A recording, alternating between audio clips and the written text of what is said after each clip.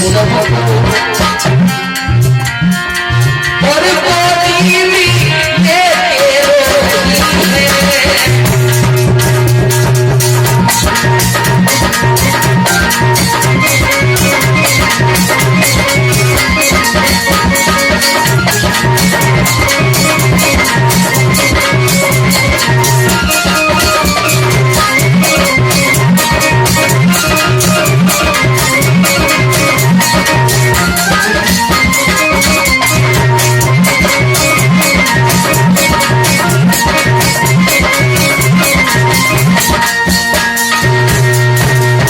ऐसा ही नहीं मेरे भक्तों, आज द्रौपदी की यह सुधारा रहने लगी है, रोने लगी है और कहने लगी है किस पापी ने मेरे पुत्रों को मारा है, किसने मेरे पुत्रों के शीश को काटा है।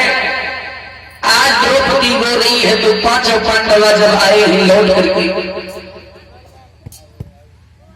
जब लौट करके आए देखा है कि द्रौपदी रो करके बुरा हाल हो गया है। अर्जुन आगे बढ़े हैं, जवाब दिया है क्या बात है, क्यों रो रही हो आप। द्रौपदी मेरे भक्तों मुंह से बात नहीं निकाल पाई, सिसकी ले लेकर के रो रही है और भगवान कन्हैया भी वहां पहुंच चुके हैं। श्री कृष्ण ने कहा है हे द्रौपदी आप रोने का कारण बताओ। द्रौपदी ने कहा है खुद ही देख लीजिए कि आपके रहते हुए, मेरे 5 पतियों के रहते हुए मेरे पुत्रों के शीश कट गए, मेरे पुत्र मारे गए। अपने पुत्रों के मरने का गम जानते हो कितना होता। मेरे भक्तों पांचों पांडवों ने आंखों में खून के कतरे लेकर के जवाब दिया है श्री कृष्ण। और ये पुष्पदान है भोरे सिंह यादव जी 50 रुपया, सोना मौर्य छोटी बच्ची 10 रुपया, राम कुमार मौर्य 10 रुपया, नरेश कुमार शर्मा जी 21 रुपया, आश्रम के लिए हेम सिंह मौर्य 10 रुपया, सीताराम मौर्य 10 रुपया, खेमपाल मौर्य 10 रुपया,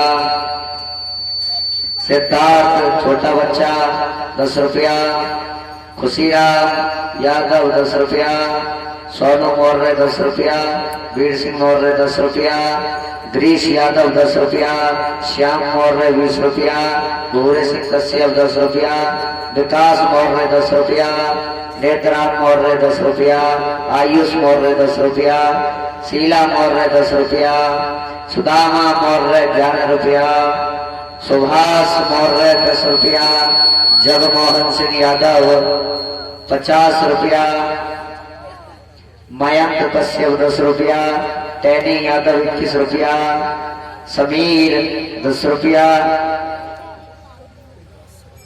तिरपाली 10 रुपया। सभी भक्तों ने मिलकर के श्री मधुभागवत कथा प्रदान किया है। भगवान ऐसे भक्तों के हमेशा गहरे गहरे भंडारे भरे रखे। बोल सच्चे दरबार के।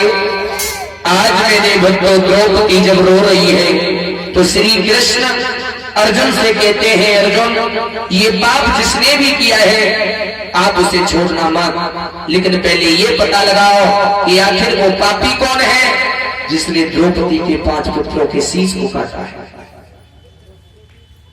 अर्जुन ने जवाब दिया है माफ करना श्री कृष्ण, मेरा मारने का कार्य है लेकिन मैं ये पता नहीं लगा सकता कि मेरे पुत्रों का बैरी कौन है।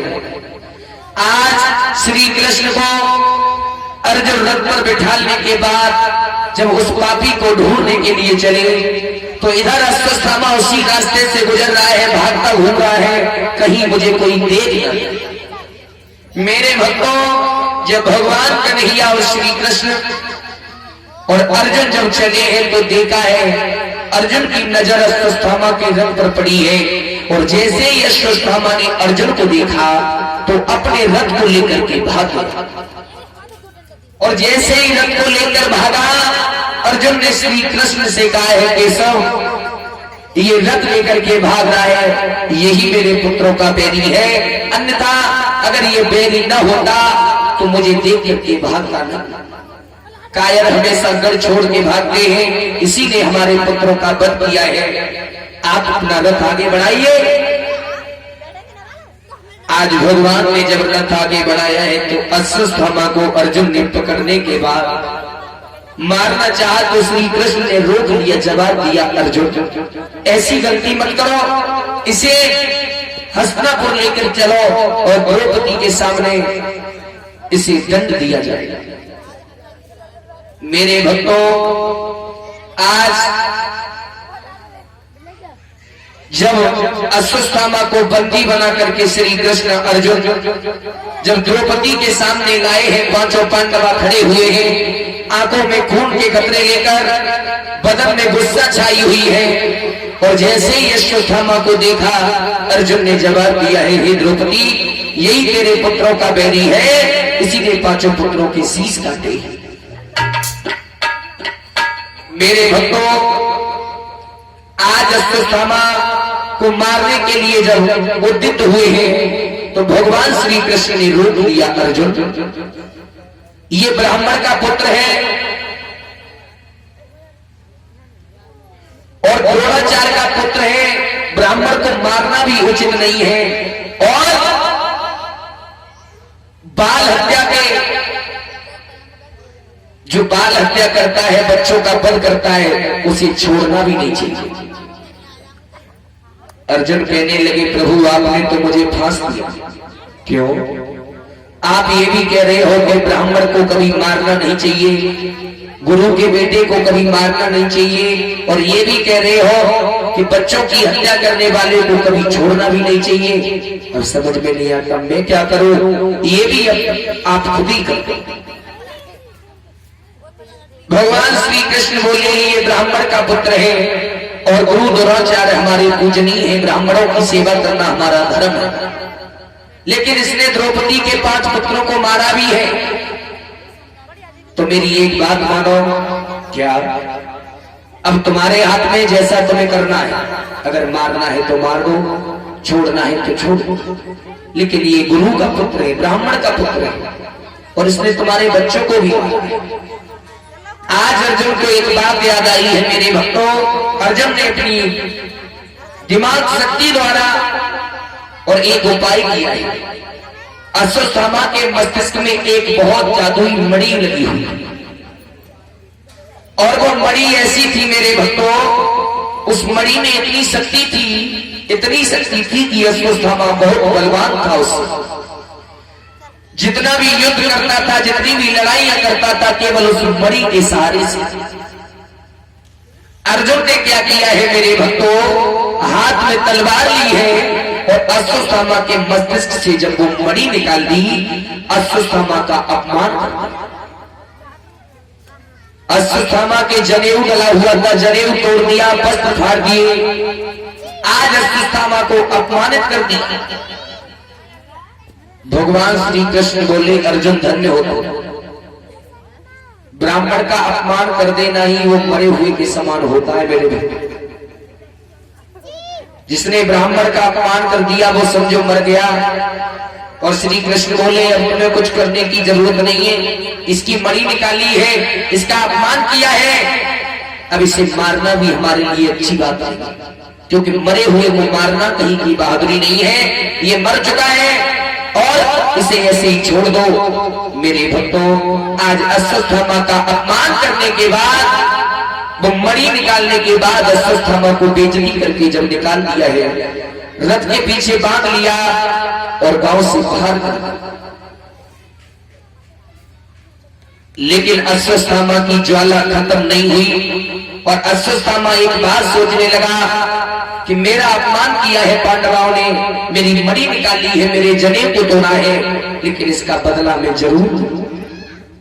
लेकिन अभी नहीं, भविष्य में अगर इनके भी कोई संतान होगी तो मैं जरूर करूंगा, लेकिन अभी नहीं, भविष्य। मेरे भक्तों, धीरे धीरे धीरे धीरे समय गुजरता गया। समय आया अश्वत्थामा का, अर्जुन के पुत्र अभिमन्यु जिसकी पत्नी थी उत्तरा, और उत्तरा गर्भवती थी, तो अश्वत्थामा ने सोचा है कि इनका भविष्य मेरे सामने आ चुका है, और अश्वत्थामा ने अपना बदला लेने के लिए और ब्रह्मास्त्र प्रकट किया है। और ब्रह्मास्त्र प्रकट करने के बाद उत्तरा के गर्भ की तरफ छोड़ दिया है। मेरे भक्तों, जब गर्भ की तरफ छोड़ा है तो श्री कृष्ण कहने लगे हैं, अर्जुन अगर ये ब्रह्मास्त्र उत्तरा के गर्भ के पास चला गया तो तहस नहस हो जाएगा और उत्तरा के गर्भ से कोई शिशु कभी जन्म नहीं लेगा, हमारा वंश खत्म हो जाएगा। और आज अर्जुन से कहा, हे अर्जुन तुम्हारे पास भी ब्रह्मास्त्र है, तुम ब्रह्मास्त्र प्रकट करो और इसके अस्त्र को नष्ट कर दो। अर्जुन ने अपना ब्रह्मास्त्र प्रकट किया और जब छोड़ा है तो इधर अश्वत्थामा का ब्रह्मास्त्र, इधर अर्जुन का, जब आपस में दोनों टकराए तो इतनी तेज ज्वाला प्रकट हुई, अग्नि प्रकट हुई। वो अग्नि और जब उत्तरा के गर्भ की तरफ चली है मेरे भक्तों, उत्तरा लेटी हुई है और जैसे ही वो अग्नि उत्तरा के गर्भ को जलाने लगी है तो उत्तरा रोकर के बोली है, श्री कृष्ण अब तुम्हारे अलावा मेरे शिशु का पालन कोई नहीं कर सकता है। अगर तुमने मेरे बच्चे का पालन नहीं किया तो मेरा गर्भ जलकर के नष्ट हो जाएगा और हमारे आगे चलकर के कोई संतान नहीं होगी, हमारा वंश खत्म हो जाएगा। भगवान श्री कृष्ण ने मेरे भक्तों क्या किया, सूक्ष्म रूप लेकर के भगवान श्री कृष्ण ने केवल एक अंगुष्ठ का रूप लेकर के, अंगुष्ठ का रूप लेकर उत्तरा के गर्भ में प्रवेश किया और भगवान श्री कृष्ण ने अपने चक्र सुदर्शन द्वारा उत्तरा के गर्भ की रक्षा की। बोल गोविंद भगवान की। जब उत्तरा के गर्भ की रक्षा की और जब गर्भ पूर्ण हुआ और उस उत्तरा के गर्भ से जो बच्चा पैदा हुआ उसका नाम रखा गया परीक्षित। अभिमन्यु का पुत्र था, उत्तरा का बेटा था और अर्जुन का नाती था। जब परीक्षित का अवतार हुआ तो सुखदेव कहते हैं 88,000 ऋषियों, इस तरह राजा परीक्षित का जन्म हुआ। और जन्म होने के बाद राजा परीक्षित जब बड़े हुए, धीरे धीरे धीरे धीरे जब बड़े होते चले गए तो भगवान श्री कृष्ण जब स्वधाम के लिए प्रस्थान कर गए, जब स्वधाम के लिए प्रस्थान किया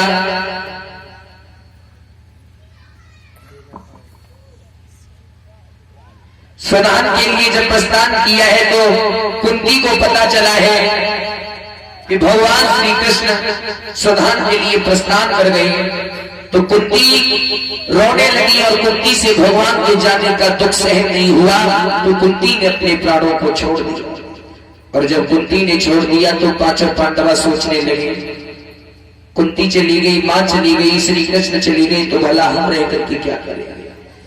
जितने भी थे स्वधान प्रस्थान कर गए और राजा परीक्षित को हस्तिनापुर का राजा बना करके छोड़ गए। आज राजा परीक्षित हस्तिनापुर के राजा बनाए गए और राजा परीक्षित अपनी प्रजा को पुत्र के समान मानने लगे। मेरे भक्तों, धीरे धीरे धीरे धीरे जब समय गुजरता गया, सभी भक्त एक कीर्तन बोलेंगे, उसके बाद आगे कथा है।